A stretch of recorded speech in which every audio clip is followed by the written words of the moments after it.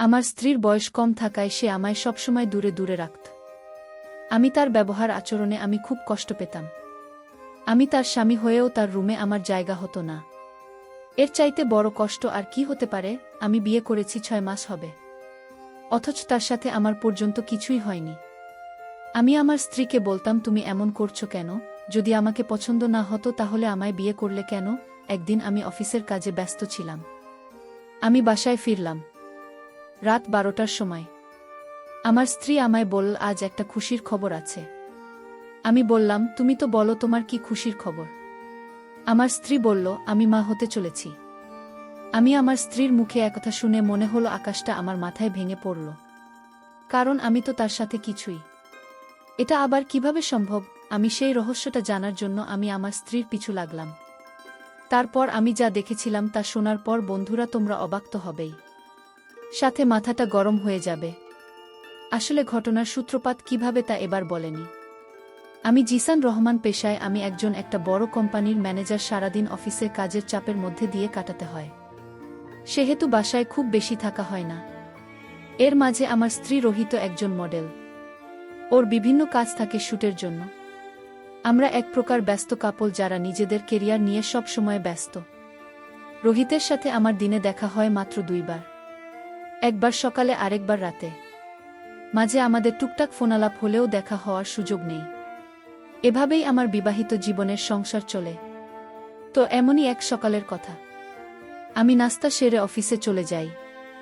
সারাদিন অফিসের কাজ থাকে আমার। দিনে আর ব্যাক করা হয় না বাসায়। সেক্ষেত্রে অফিসেই দুপুরের খাওয়াটা করতে হয়। মাঝে মাঝে তো অফিসে ডিনার করতে হয়। তো সেদিন অফিসে যাওয়ার পর নিত্যদিনের মতো কাজে ডুবে গেলাম। বসের কেবিন থেকে একজন এসে জানান দিল যে আজকে আমার অ্যাসিস্ট্যান্ট আজ আসেনি, এবং কেন আসেনি সে ব্যাপারেও কাউকে জানায়নি। বসের কাছে গিয়ে জানতে পারলাম বিষয়টা। বস আমাকে একগাদা শাসানি দিয়ে বলল, তোমার কি মাথায় সেন্স নাই? এতই ম্যাচিউর তুমি? আজ অফিসে একটা ইম্পর্ট্যান্ট মিটিং আছে তুমি জানোই, অথচ তোমাকে দেয়া ফাইল তুমি দিয়ে রেখেছ গাধা দীপককে, আর সে আজ অফিসে আসো না। এদিকে শাহিন সাহেবের কোম্পানির লোকজন চলে আসছে প্রায়। আজকে উনাদের সাথে যদি ডেলটা না হয় তাহলে তুমি জানো আমাদের কোম্পানি কতটা লসের মুখোমুখি হবে। আমি আমতা আমতা করে বললাম, স্যার আসলে আমাকেও ফোন করে কিছু জানায়নি যে কেন আসলো না আজ। আমি জানলে আগেভাগে নিজেই ফাইলের কাজ শেষ করে গুছিয়ে রাখতাম। বি অফ জিসান, তোমার উপর ভরসা করাটাই আমার ভুল হয়েছে। আজ যদি মিটিংটা না হয় তবে তোমার চাকরি থাকা সিওরিটি ও আমি দিতে পারছি না আগে। স্যার প্লিজ স্যার, আমাকে 1 ঘন্টা সময় দিন স্যার, আমি ওই ফাইলটা রেডি করে আনছি। প্লিজ স্যার, 1 ঘন্টা না তোমাকে টাইম দিলাম ফাইলটা রেডি করার জন্য। যতক্ষণ না শাহিন সাহেবের কোম্পানি থেকে লোক আসছে ততক্ষণ পর্যন্ত তুমি এসব গোছগাছ করো। আর যদি না পারো তাহলে তোমার উপর দিয়ে আর অফিসের উপর দিয়ে কি যাবে তা মনে রেখো, তাহলে হয়তো তোমার চাকরিটা চলে যাবে। তৎক্ষণাৎ আমি কেবিন থেকে বেরিয়ে আসলাম। দীপককে একবার কল দিলাম, তখনই রিং হতে হতে শেষ পর্যায়ে কল কেটে গেল, অথচ রিসিভ হলো না। অন্য এক সিম দিয়ে আবার ট্রাই করলাম, না তবুও কল রিসিভ হলো না। কি করব ভাবতে ভাবতে মনে করলাম যে দীপকে ফ্ল্যাটে যায়, হয়তো অসুস্থতায় পড়েছে, তাই ফোনও রিসিভ করতে পারছে না। এদিকে সময় গড়াচ্ছে যে কোনো সময় মিস্টার শাহিনের কোম্পানি থেকে অফিসাররা চলে আসতে পারে। এই ভেবেই সাথে সাথে অফিস থেকে গাড়ি নিয়ে বের হলাম। উদ্দেশ্য দীপকে ফ্ল্যাটে। গ্যারেজ থেকে গাড়ি নিয়ে সোজা চললাম ওর বাসার উদ্দেশ্যে। সম্পর্কে দীপক আমার ছোট ভাই, আমাদের গ্রামেরই এক প্রতিবেশী চাচার ছেলে। পড়ালেখায় দক্ষ হওয়ার পরও তার কোথাও চাকরি হচ্ছিল না, বিধায় তার বাবা আত্মহত্যা করেছে বছর আগে। তারপরে ওকে কেউ কোনো চাকরি দিচ্ছিল না। এই ঘটনার পর আমি আমার কোম্পানির সিইওর সাথে কথা বলে এখানে চাকরি নিয়েই ও আমার অ্যাসিস্ট্যান্ট ম্যানেজার জবটা পায়। কাকলিতে একটা ফ্ল্যাট নিয়ে দিকে। তারপর থেকে ওর জীবন চলছে চলবার মত। আগের দিন আমাদের কোম্পানির সাথে ঢাকার অন্যতম ব্র্যান্ডেড কোম্পানির এলটাচ ইন্ডাস্ট্রি থেকে একটা কোলাবোরেশন অফার করা হয়। এটা যদি হয়ে যায় তাহলে এক লাফে আমাদের কোম্পানি আকাশে উঠে যাওয়ার মতো সাফল্য পেয়ে যাবে। রিয়াল টাচের সিইও শাহিন রহমান সাহেব জানায়, আজ তাদের কোম্পানির লোকেরা আমাদের সাথে মিটিং করতে আসবে। আমরা যে নিজেদের কোম্পানির জরুরি বা ইম্পর্ট্যান্ট কাজগুলো ফাইল করে তাদের সামনে উপস্থিত রাখি। এমনই একটা কাজ আমায় দিয়েছিলেন বস। একটা ফাইলে আমাদের কোম্পানির বেশ কিছু কাজ করে রাখার জন্য বলেছিলেন, আর আমার অধিক কাজ থাকায় সেই কাজটা দিয়েছিলাম আমার অ্যাসিস্ট্যান্ট দীপককে। ও আজ সকালেই কাজটা করে অফিসে আসার কথা থাকলেও আসেননি। তার জন্য আজ বসের সামনে অপমানিত হলাম। যাই হোক, 30 মিনিটে পৌঁছে গেলাম দীপকে ফ্ল্যাটে। ওর ফ্লোর 4 তলায় হওয়াতে লিফটে করে উঠে গেলাম। দীপকের ফ্লোরের একটা বিকল্প চাবি সবসময় আমার কাছে থাকে। কয়েকবার নক করে যখন কোনো রেসপন্স পেলাম না, তখন আমি বিকল্প চাবি বের করে দরজা খুলে ভেতরে প্রবেশ করলাম। ভেতরে আসতে একটু অবাক হলাম। দরজার সামনে এক জোড়া জুতা উল্টে আছে, যেটা একজন মেয়ে মানুষের। দীপকের ফ্ল্যাটে মেয়ের জুতা বিষয়টা মেনে নেওয়া সহজ ব্যাপার না। ওকে আমি খুব ভালো করে চিনি, কোনো মেয়েকেও ফ্ল্যাটে নিয়ে আসবে এমনটা ওর পক্ষে সম্ভব না। তাহলে মেয়েদের জুতা কেন এখানে? তার কি কোনো আপনিও এসেছে গ্রাম থেকে? কিন্তু আসলে তো সে আমাকে অন্তত বলতো। জুতাটা পা দিয়ে উল্টিয়ে দেখলাম, না, এসব জুতা গ্রামের মেয়েরা পরে না। এসব জুতা বলল ঘরের মেয়েরা পায়ে দেয়। আর আমার জানামতে কোনো হাই ক্লাস মেয়ের সাথে দীপকে ওঠা বসা নেই। তার মানে কি দীপক আসলে মেয়ে নিয়ে এসেছে? তখনও আসলে আমি ভাবিনি যে আমার জন্য এমন একটা চমক অপেক্ষা করছে। চুপচাপ দরজাটা লক করে এক এক করে রুম চেক করা শুরু করলাম। প্রথমে ড্রয়িং রুমে উকি দিলাম না, এখানে কেউ নেই। কিন্তু দুইটা জিনিস চোখে আটকালো আমার। দেখতে পেলাম লাল রঙের জামা পরার একটা। মনের ভিতরে একটা ভয় আষ্টেপৃষ্ঠে জড়িয়ে ধরল আমাকে।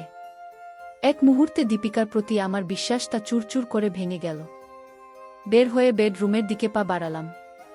আমি জানি দীপক আর ওই মেয়েটা ওখানে হয়তো আছে।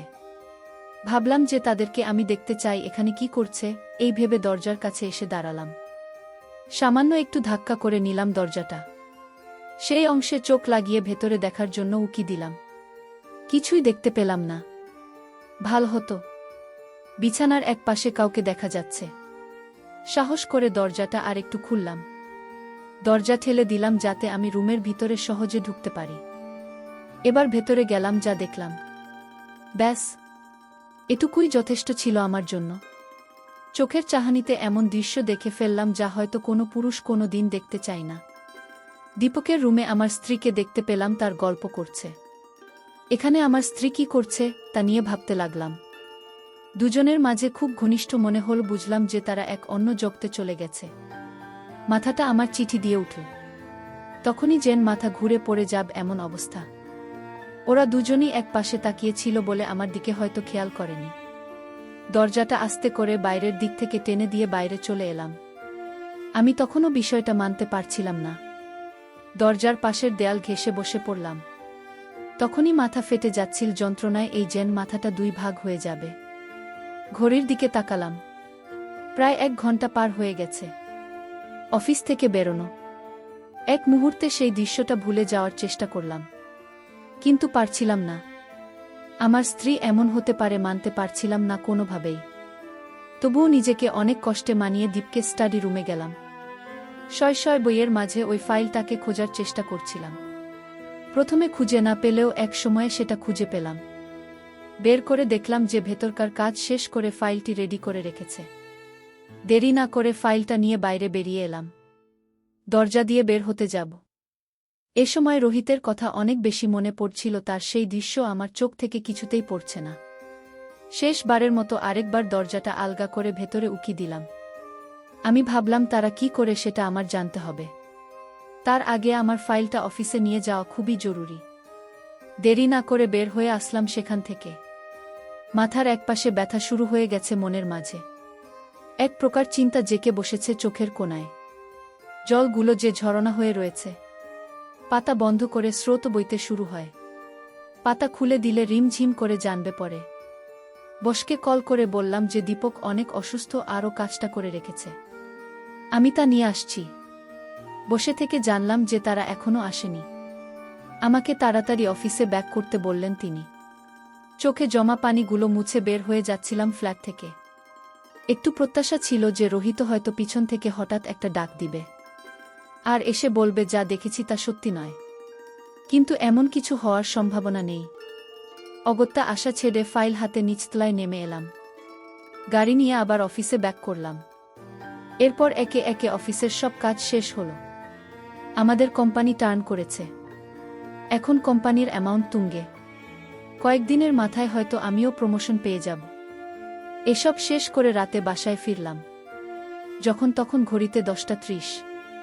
দরজার সামনে দাঁড়িয়ে অপেক্ষা করছিলাম আমি। রোহিত এসে দরজা খুলে কেমন মুখ নিয়ে আমার দিকে তাকাবে, আর আমি কোনো চোখে তাকে দেখব, এসব ভাবতে হলো না বেশিক্ষণ। রোহিত দরজা খুলে দিল। চেয়ে দেখলাম তার দিকে। চেহারায় সেই হাসি সুস্পষ্ট। আমার গোমড়া মুখ দেখে সে বলল, ঘরে ঢোকার আগে তোমায় একটা সুখবর দিয়ে নিই। আমি চোখ দিয়ে ইশারা করে জানান দিলাম, কি? রোহিত বলল, আমি মা হতে চলেছি গিয়ে। সেটা শুনে আমার মনে হলো আকাশ ভেঙে পড়ল আমার মাথায়। চোখ দুইটা নিমেষেই বন্ধ হয়ে গেল আমার। তবে কি এটাই হওয়ার ছিল? রনিতা যখন আমাকে বলল যে সে মা হতে চলেছে, ওই মুহূর্তটা যেন পুরো পৃথিবী কয়েক সেকেন্ডের জন্য থমকে ছিল বলে মনে হচ্ছিল আমার। আকাশে বাতাসে ছড়ানো হাওয়া যেন একদম নিস্তব্ধ নিশ্চুপ হয়ে পড়েছিল। প্রায় 1 মিনিট চুপ থাকার পরও যখন কি বলবে ভেবে পাচ্ছিলাম না, তখন রোহিত আমাকে একটা ধাক্কা দিয়ে বলল, কি গো, এত মধুর একটা সংবাদ দিলাম আর তুমি মতো চুপ করে দাঁড়িয়ে আছো। আমি এবার বাস্তবে আসলাম। আমতা আমতা করে বললাম, হ্যাঁ, এটা তো আসলে খুশির খবর গো।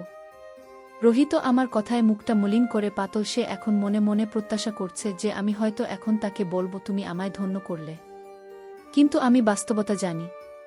উপরে উপরে অভিনয় করা খুব নিখুঁত আকারে শিখেছে আমার স্ত্রী। আমাকে আজকাল ঠকাতে তার মনে লাগে না হয়তো একটু। হয়তো পুরনো হয়ে গেলে মানুষ বিরক্ত হয়ে বিকল্প পথ বেছে নেয়। কিন্তু রোহিতের ক্ষেত্রে তা ভিন্ন ছিল। ও একদিক দিয়ে আমাকে খুব ভালোবাসত, কিন্তু আমাকে ফাঁকি দিয়ে কি করত এটা আমি ভাবতে পারছি না। মলিন চেহারা নিয়ে কিছুক্ষণ গেটে দাঁড়িয়ে থাকার পরও আমি তাকে কোনো রেসপন্স দেখছিলাম না। এভাবে দাঁড়িয়ে থেকে প্রায় 10 মিনিট পার হয়ে গেল।